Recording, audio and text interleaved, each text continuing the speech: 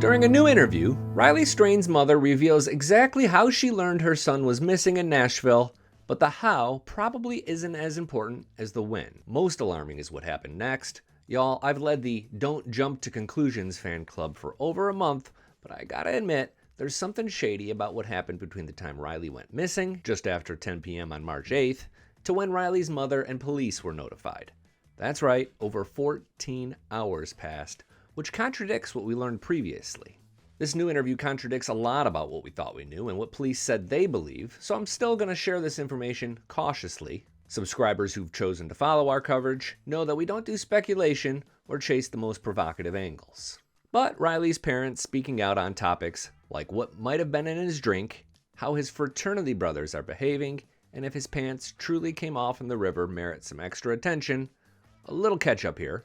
Riley went missing on March 8th after getting thrown out of Luke Bryan's Luke's 32 Bridge bar. He was in Nashville for his fraternity Delta Chi's formal. And remember that detail, it's important.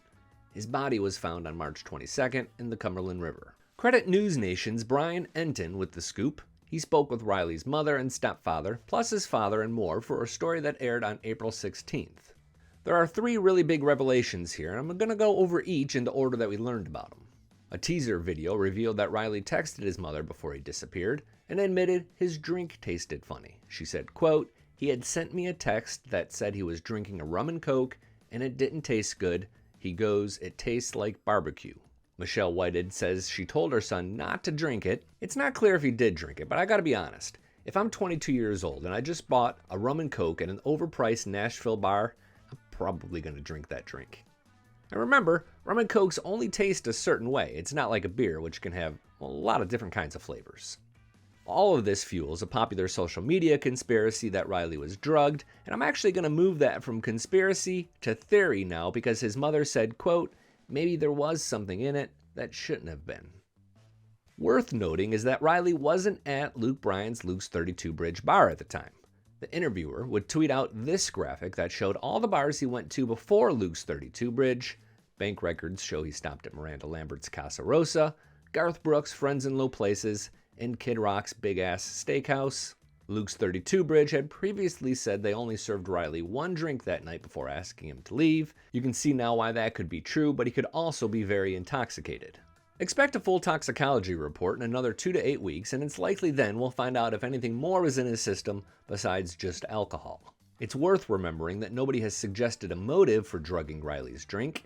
Online theories range from his friends playing a prank to someone trying to kidnap him for sexual means. None of this is supported by either the police or the family.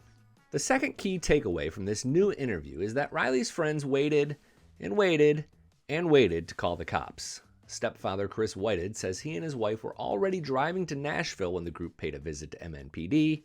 That was 14 hours after Riley's phone pinged for the last time. Of course, nobody knew that at that time. This means they all returned to their hotel, went to bed at some point, and then woke up before contacting the police. What bothers me about all this is that multiple outlets had said a friend did report him missing just after 1:30 a.m. on March 9th. I'm showing you CBS's timeline here, but it was pretty widely shared. Did we just get bad info there? Or did a non-fraternity friend go to the cops? There's certainly some contradicting facts. Either way, Riley's mother says she didn't learn he was missing until the morning of March 9th. She was preparing to go to the grocery store when a friend called and asked if she'd heard from her son. That set off all kinds of alarm bells, but you know what? I can also see a path to nobody calling the cops until the next day. I'm not defending it, but group behavior is kind of strange. If no one takes charge, these kind of things can happen. All of this understanding goes right out the window, however, after this third revelation. Remember how I told you that Riley was in Nashville for the Delta Chi formal? His friends still went to the formal. Yeah, it was that Saturday night, and in that interview, Chris Whited recalls spending 4 to 5 hours searching hospitals for his son, and when he came back to see this group all dressed up, coming back from the party waving at him, he was low-key pissed, and I totally get that. It gets worse because all of these kids kind of ghosted them. Early on, if you remember, Michelle defended their fraternity brothers who were under a lot of scrutiny for not walking up the bar with them. Not anymore. She now says it's possible they have some information they're holding back because no one has reached out to them. They did attend the funeral. Chris says they were all bussed in and chaperoned. Last week, Delta Chi held a vigil, and they did reach out and invite the family 3 hours before it was set to start. She says that it's a 3-hour drive from her house to Missouri to the University of Missouri, where Riley went to school. I'm still exercising some caution because in large part, a lot of these questions will be answered with the tox report.